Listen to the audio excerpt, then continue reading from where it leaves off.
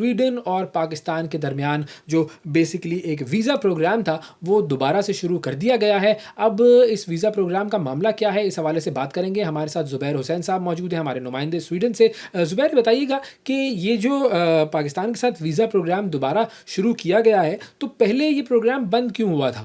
جی بالکل، 7 جولائی 2025 کو سویڈن کے سفارت خانے نے پاکستان میں اپنے تمام تر آپریشنز بحال کرنے کا اعلان کر دیا. اس سے قبل جو ہے وہ جزوی طور پر یہ اعلان ہوا تھا. 9 اپریل 2025 سے ورک پرمٹ، فیملی ٹائز اور بزنس ویزا کے لیے لوگوں نے اپنی جو درخواستیں ہیں وہ جمع کرنا شروع کر دی تھیں. اس سے قبل جو ہے وہ لوگ ایتھوپیا جایا کرتے تھے جہاں پر وہ فنگر پرنٹس اور تصاویر وغیرہ کے عمل کو مکمل کرتے تھے. اور وزٹ ویزا کے لیے خصوصی طور پر چند ایک ممالک کا نام تھا جس میں ملیشیا تھا، تھائی لینڈ تھا. یہ ایسے ممالک تھے جہاں پر جا کر کوئی بھی شخص اپنے وزٹ ویزا کی سویڈن کے لیے درخواست دیتا تھا، جو کہ ایک خاصا مشکل مرحلہ تھا پاکستانیوں کے لیے. اب چونکہ 7 جولائی 2025 سے دوبارہ سروسز کا آغاز ہوا ہے تو لوگوں کو جو ہے وہ آسانی ہوئی ہے. لیکن یہاں پر یہ بات کہنا بہت ہی اہمیت کی حامل ہے کہ یہ وجہ کیا بنی تھی کہ سویڈن کا سفارت خانہ پاکستان میں بند ہوا. تو وجہ یہ تھی کہ سن 2023 اپریل میں سویڈن میں جو ہے وہ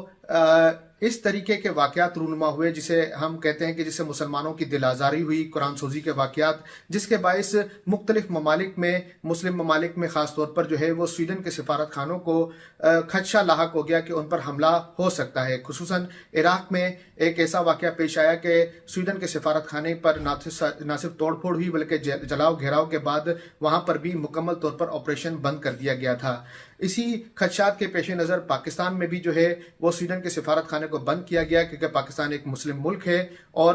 سویڈن کے سفارت خانے کا سیکیورٹی خدشات کا مسئلہ یہ تھا کہ سویڈن کا سفارت خانہ جو ہے وہ ڈپلومیٹک انکلیو میں نہیں بلکہ شہر میں کہیں پر موجود ہے. اس وجہ سے انہوں نے اپنا جو آپریشن تھا وہ شروع میں تو جزوی طور پہ بند کیا، لیکن مختلف قسم کے حالات و واقعات، یہاں تک کہ ایک وقت ایسا آیا کہ 9 مئی کے واقعے کے حوالے سے بھی سویڈن کے سفارت خانے نے یہ کہا کہ اب شہر میں جو ہے حالات خراب ہو سکتے ہیں تو اس کی پیش نظر ہم اپنے سفارت خانے کو غیر معینہ مدت کے لیے بند کرتے ہیں.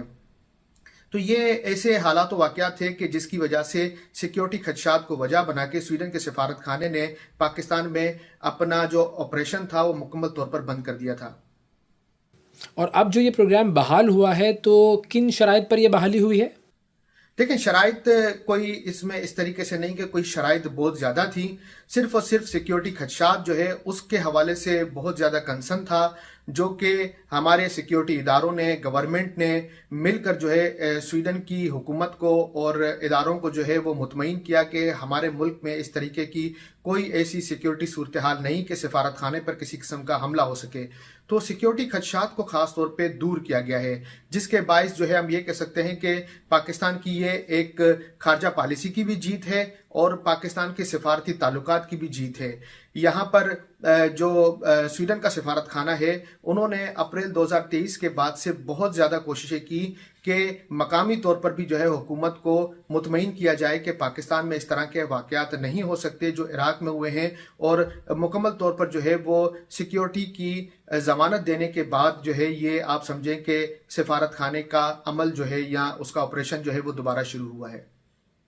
اچھا، اور ایک اور چیز ضرور بتائیے گا آپ، ہمارے بہت سارے پاکستانی ایسے ہیں جو کہ ملک سے باہر جانا چاہتے ہیں، تو سویڈن اگر وہ جانا چاہیں تو سویڈن میں کیا کیا مواقع پاکستانیوں کے لیے موجود ہیں؟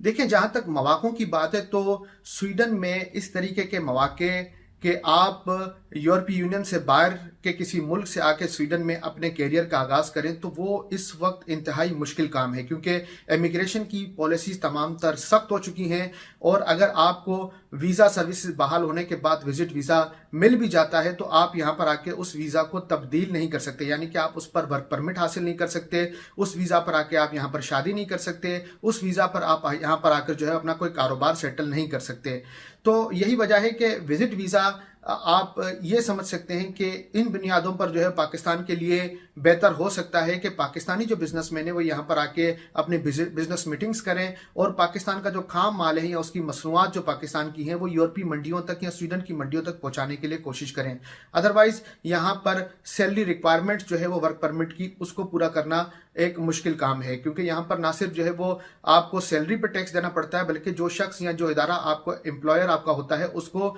एम्प्लॉयर टैक्स भी देना पड़ता है किसी शख्स को अपना एम्प्लॉय बनाने के लिए। इसी तरीके से बिजनेस पर भी जो है वो बेतहाशा टैक्स हैं। तो टैक्सेस की मद में जो यहाँ पर रकम जाती है वो एक खासी रकम होती है। जो लोग यहाँ पर पिछले 5-5 साल 6-6 साल से नए आए हैं और अपना बिजनेस कर रहे हैं, वो अपने टैक्सेस भर भर के जो है वो इस मुश्किलात का शिकार हो चुके हैं कि अब उनके पास कुछ इतने वसाइल नहीं बचे कि अब वो उतना इंतज़ार कर सकें कि अपनी शहरियत हासिल करें, क्योंकि हर एप्लीकेशन का वेटिंग टाइम पीरियड कम से कम 2-2 साल तक है। यानी कि अगर आप आज अपना वर्क परमिट का एक्सटेंशन भी डालते हैं तो उसको 2 साल आपको कम से कम जो है वेटिंग टाइम पीरियड है। इसी तरीके से बिजनेस वीज़ा का भी, और इसी तरीके से अगर कोई शख्स जो है वो शादी के वीज़े पर भी आना चाहता है तो वेटिंग टाइम पीरियड काफ़ी लंबा चौड़ा है। तो ये कहना कि ये वीज़ा सर्विस बहाल होने के बाद हमें कोई बहुत ज़्यादा अपॉर्चुनिटीज़ यहाँ पर हैं, तो वो ऐसा बिल्कुल भी नहीं है। अलबत्ता ये ज़रूर हो सकता है कि खाम माल पाकिस्तान का जो है या पाकिस्तान की जो मसनूआत हैं वो यहाँ की मंडियों तक पहुँचाने के लिए लोग जो है वो बिज़नेस के तौर पर यहाँ पर आ सकते हैं, विजिट वीज़ा पर आके मुलाकातें कर सकते हैं और अपने सैंपल आकर किसी जगह पर दिखा सकते हैं किसी कंपनी को, और अपनी बिज़नेस डील कर सकते हैं पाकिस्तान में रह के, जिससे ना सिर्फ पाकिस्तान में रेमिटेंसेस आएंगी, बिजनेस आएगा, फॉरेन इन्वेस्टमेंट का भी जो है वो दरवाज़ा खुलेगा। दूसरी जानब मैं यहाँ पर एक चीज़ आपको बताना चाहूँगा कि पिछले 10-10, 12-12 सालों से जो लोग यहाँ पर आबाद थे, स्वीडन ने जो है उनको भी डिपोर्ट करना शुरू कर दिया है। तो स्वीडन में हालात बिल्कुल भी मुवाफिक नहीं है कि यहाँ पर रहकर हम जो है वो ज़ीरो से कोई अपना करियर का आगाज़ करें या बिज़नेस का करें। हर किस्म के मसाइल का सामना हमें यहाँ पर पड़ सकता है, क्योंकि ज़बान के मसाइल हैं, यहाँ पर टैक्सेस की जो है वो उसकी सूझबूझ और समझ के लिए भी मसाइल हैं। तो यहाँ पर जो सबसे अहम तबका इस वक्त हमारे पास मौजूद था पाकिस्तान की जानिब से, वो था हमारा आईटी फील्ड का तबका। अब आईटी के लोग भी जो है वो यहाँ से कूच करते जा रहे हैं, यानी कि बहुत से लोग जो है वो कनाडा, अमेरिका, ऑस्ट्रेलिया की तरफ जो है उनकी रवानगी है। यहाँ पर सैलरी की रिक्वायरमेंट्स जो है और टैक्स की जो अब शरह है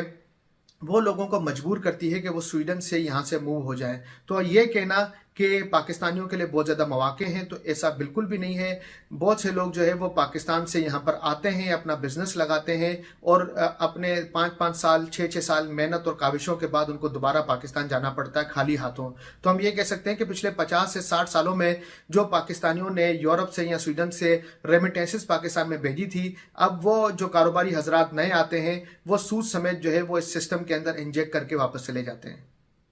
बहुत शुक्रिया अदा करेंगे ज़ुबैर हुसैन, हमारे नुमाइंदे हमें जॉइन कर रहे थे स्वीडन से, और पाकिस्तान और स्वीडन के दरमियान जो वीज़ास की बहाली का मामला शुरू हो रहा है उसके हवाले से बात हो रही थी। अब ज़रा आपको इस्लामाबाद लेकर चलते हैं, और क्योंकि बात ट्रैवलिंग की हो रही थी और ट्रैवलिंग का मामला पोलियो से जुड़ा हुआ है, पाकिस्तान पोलियो की लानत से छुटकारा हासिल नहीं कर पा रहा है। एक और मरतबा ये ख़बर सामने आई है कि पोलियो के जो सैंपल्स लिए गए मुख्तलिफ़ सूबों से, उनमें पोलियो का वायरस जो है वो पाया गया है। अब इस हवाले से हमें तफसील बताएंगी जी ऐमन सैयद। जी ऐमन, बताइएगा।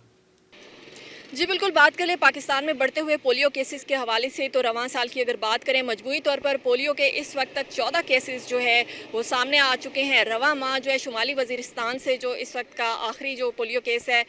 14 केसेस में से वो सामने आया। और अगर माहौलियाती पोलियो वायरस जो है उसकी बात करें तो माहौलियाती पोलियो वायरस भी पाकिस्तान में हमें बहुत फैलता हुआ दिखाई दे रहा है। अब से चंद रोज़ पहले ही जो है वो हुकाम की जानिब से नमूने लिए गए थे। मुल्क के 69 अजला से जो है वो पोलियो के माहौलियाती वायरस के नमूने लिए गए थे, जिनमें से 3 नमूने जो है वो मस्बत करार दिए गए और 72 नमूने जो है उनको मनफी करार दिया गया। ये तमाम डिडक्शन के लिए ये माहौलियाती नमूने जो NIH में लाए गए, और हमेशा ये ऐसा ही होता है, पोलियो केसेस जब सामने आते हैं तो उनकी तस्दीक के लिए उनको कौमी इदारा सेहत लाया जाता है, जहाँ पे इस वक्त हम मौजूद हैं। और यहाँ पे बाकायदा तज्जिया के बाद जो है वो फिर उनकी रिपोर्ट जो है वो जारी की जाती है NIH की जानिब से। और ये जो माहौलियाती वायरस के नमूने लिए गए, इनमें से 30 को जो है वो मस्बत करार दिया गया, 72 नमूने जो है वो मनफी करार दिए गए हुकाम की जानिब से। अगर सूबे के हिसाब से बात करें तो खैबर पख्तूनख्वा की अगर बात करें तो यहाँ पे 4 नमूने जो है वो मस्बत करार दिए गए। इसी तरह पंजाब में 6 नमूने मस्बत करार दिए गए। सिंध की अगर बात कर लें तो सिंध में जो है 14 पोलियो के नमूने जो है वो मस्बत करार दिए गए। इसी तरह कश्मीर में 1 और इसके अलावा इस्लामाबाद में 2 नमूने जो है वो मस्बत करार दिए गए। वक्तन फ़क्तन हम देखते हैं कि हुकाम की जानिब से पोलियो मुहिम का इनकाद भी जो है वो किया जाता है। इस साल भी जो है वो पोलियो मुहिम का आगाज़ किया जाता रहा, और हुकाम की जानिब से बार बार वालदैन से ये अपील भी की जाती है कि वालदैन जो है वो अपने बच्चों को पोलियो से बचाव के कतरे पिलाए जाएँ।